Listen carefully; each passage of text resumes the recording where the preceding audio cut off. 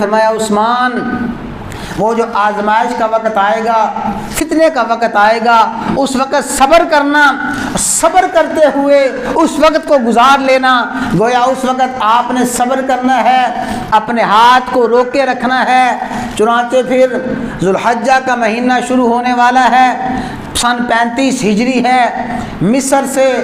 عراق سے اور دیگر خطوں سے باغیوں نے اکٹھ کیا،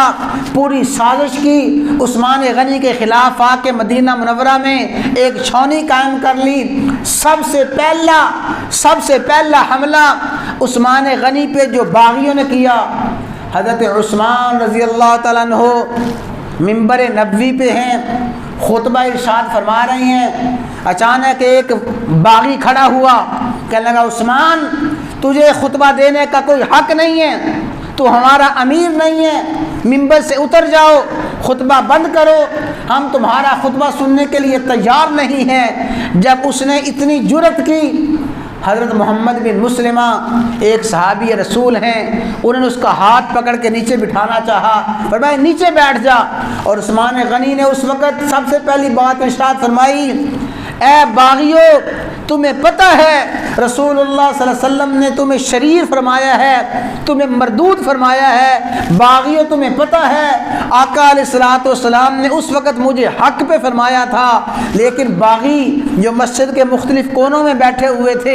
مسجد نبوی میں کھڑے ہو گئے، شور و غوغا شروع کر دیا۔ اسی شور اور شرابے میں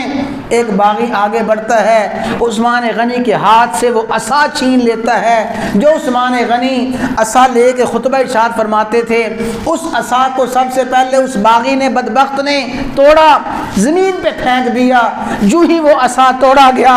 اصحاب رسول میں کوہرام مچ گیا، اس لیے کہ وہ عصا کوئی عام عصا نہ تھا، وہ عصا وہ تھا رسول اللہ صلی اللہ علیہ وسلم بھی اسی عصا کو پکڑ کے خطبہ ارشاد فرماتے تھے۔ صدیق اکبر نے اسی عصا کو پکڑ کے خطبہ ارشاد فرمایا، فاروق اعظم نے اسی عصا کو پکڑ کے خطبہ ارشاد فرمایا۔ باغیوں نے وہ عصا توڑا، عثمان غنی کو زبردستی منبر سے نیچے اتارا، اور تیسری شقاوت اور تیسری بدبختی اور کمینگی یہ کی، عثمان غنی پہ سنگباری شروع کر دی، پتھر برسانا شروع کر دیے۔ عثمان غنی مسجد نبوی میں بے ہوش ہو کے گر گئے، اور جب عثمان غنی کو اٹھا کے لے جایا گیا، قصر خلافت میں پہنچایا گیا، عثمان غنی کو جب ہوش آئی، سب سے پہلا سوال فرمایا مجھے یہ بتاؤ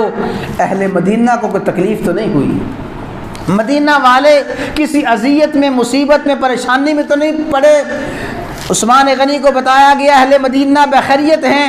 لیکن باغی وہ قوت اور طاقت اور شورش بڑھاتے جا رہے تھے، اور باغیوں نے اپنی پوری طاقت جمع کی تھی۔ صحابہ کرام اکٹھے ہو کے حاضر خدمت ہوتے ہیں،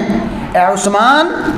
آپ دیکھ رہے ہیں باغی مدینہ منورہ میں بہت زیادہ قوت اور طاقت پا چکے ہیں، لیکن ہم بھی مدینہ منورہ میں موجود ہیں، ہمیں حکم دیں، ہم باغیوں کا مقابلہ کرتے ہیں اور ہم باغیوں کے ساتھ قتال و لڑائی کرتے ہیں، ہمیں حکم دیں، ہم آپ کا پورا دفاع کرتے ہیں۔ جب صحابہ کرام نے باغیوں کے ساتھ لڑنے کی اجازت طلب کی، عثمان غنی نے فرمایا اے میرے ساتھی تمہیں پتہ ہے میرے آقا نے مجھ سے ایک وعدہ لیا تھا، آج اس وعدہ پورا کرنے کا وقت آ گیا ہے۔ میرے آقا نے فرمایا تھا عثمان اس موقع پہ صبر کرنا، عثمان اس موقع پہ اپنے ہاتھ کو روک کے رکھنا، اگرچہ آج میرے پاس حکومت بھی ہے، طاقت بھی ہے، تمہاری حمایت بھی ہے، لیکن میں صبر کروں گا، اپنا ہاتھ نہ خود اٹھاؤں گا نہ تمہیں اجازت دیتا ہوں۔ اور دوسری بات یہ سنو، میں وہ پہلا شخص نہیں بننا چاہتا امت مسلمہ میں جو شہر رسول میں خون ریزی کرے۔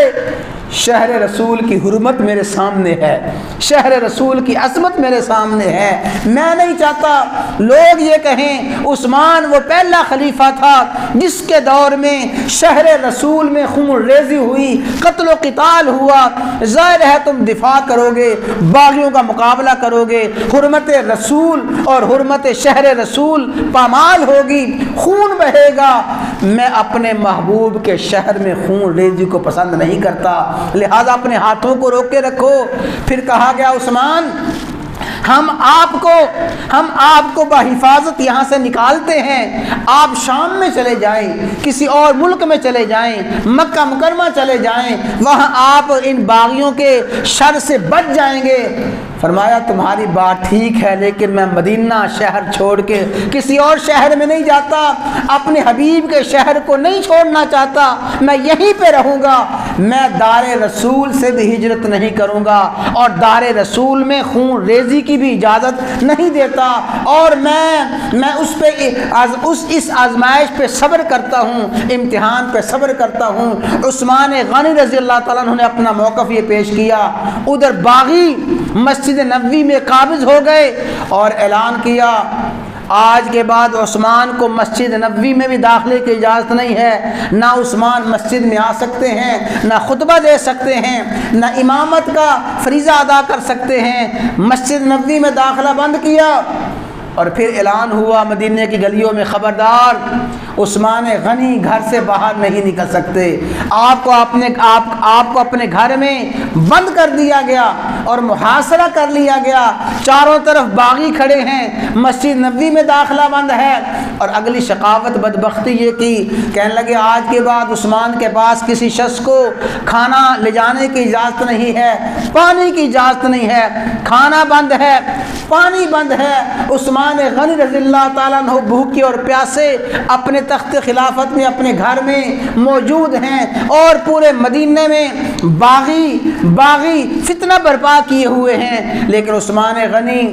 صبر کا مجسمہ بنے ہوئے، صبر کی تصویر بنے ہوئے، اور صبر کا نمونہ بنے ہوئے تشریف فرما ہے۔ عثمان غنی سے پوچھا گیا عثمان اتنے دن ہو گئے ہیں، نہ تمہارے پاس کھانا پہنچا ہے نہ پانی پہنچا ہے، عثمان بھوکے اور پیاسے کیسے گزارا کر رہے ہو؟ فرمایا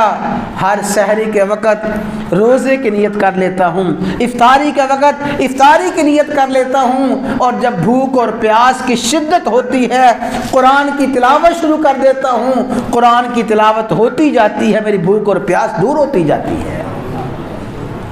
اصحاب رسول کے نوجوان بچے حضرت حسنین کریمین اور حضرت طلحہ کے بیٹے حضرت زبیر کے بیٹے نوجوان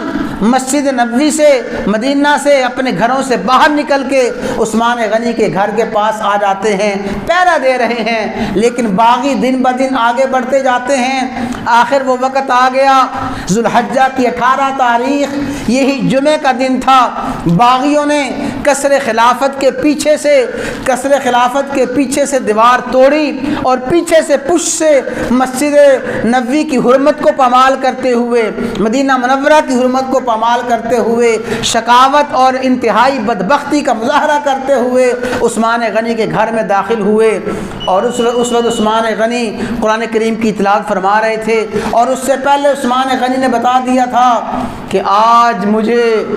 خواب میں رسول اللہ صلی اللہ علیہ وسلم کی زیارت ہوئی ہے، ابو بکر و عمر آپ کے ساتھ تشریف فرما ہیں، اور آپ نے مجھے بشارت دی ہے عثمان اتنے دنوں سے بھوکا اور پیاسا رہتے ہوئے جو تو نے روزہ رکھا ہوا ہے، عثمان آج تیرے روزے کی افطاری ہمارے ساتھ ہوگی، تو ہمارے پاس آ کے روزہ افطار کرے گا۔ باغی آگے بڑھتے ہیں، عثمان غنی قرآن کریم کی تلاوت کر رہے ہیں، آگے بڑھ کے عثمان غنی پہ جو حملہ شروع کیا، سیدہ نائلہ جو آپ کی اہلیہ تھیں آگے بڑھی، جب عثمان غنی کا دفاع کرنا چاہا باغیوں نے حضرت نائلہ پہ بھی حملہ کیا، ان کی انگلیاں کٹ گئیں، عثمان غنی کے سر پہ جا کے وار کرنا شروع کیے، عثمان غنی کے سینے پہ وار کیے۔ اس طرح عثمان غنی پہ وار کرتے ہوئے عثمان غنی جب زمین پہ گرے، اور ایک بدبخت نے آگے بڑھ کے آپ کے سر پہ وار جو کیا،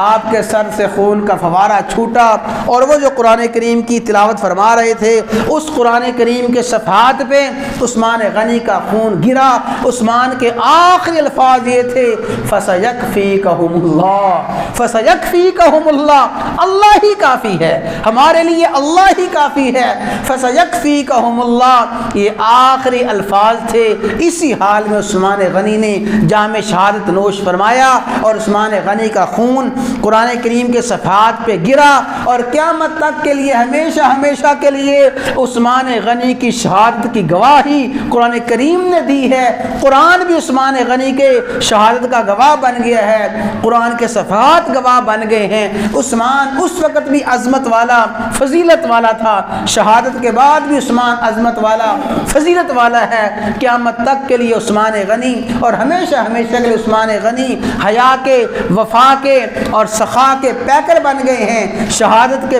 مجسمہ بن گئے ہیں، صبر کے نمونہ بن گئے ہیں۔ اور قاتلین عثمان، دشمن عثمان اس وقت بھی خائب اور خاسر تھے، ان کا منہ کالا تھا۔ قیامت تک کے لیے دشمنان عثمان خائب اور خاسر رہیں گے، ضلالت اور گمراہی میں رہیں گے۔ اس وقت بھی عثمان کے نام لیوا، عثمان کے ساتھی، عثمان کے محب، عثمان کے ساتھ حق پہ تھے، اور ہمیشہ ہمیشہ کے لیے عثمان کی عزت کرنے والے، عظمت کرنے والے، عثمان کے ساتھ محبت رکھنے والے اور ہدایت پہ وہی ہیں جو عثمان غنی کے ساتھ محبت کرے گا، گمراہی پہ وہی ہے جو عثمان غنی پہ معاذ اللہ تنقید کرے گا۔